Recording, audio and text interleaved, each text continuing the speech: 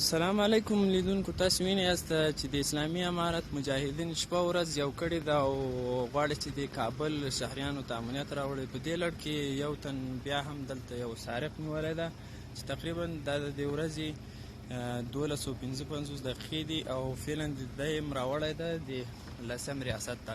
نو ده نه به پوښتنه وکړو چې دی چېرته ونیولو او څوک دی. اسم شما چی هست؟ اسم ذاکره است. امروز مکتب از کجا هستین؟ از فاریاب هستیم. از فاریاب هستین و چرا گرفت شما را چرا گرفتن امارت اسلامی؟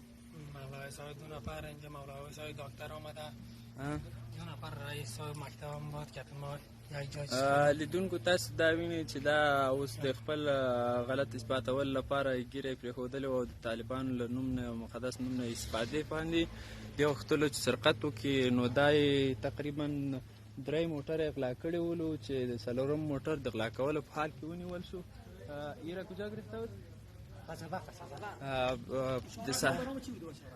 قصبه په ساحه کې نیولی ولو.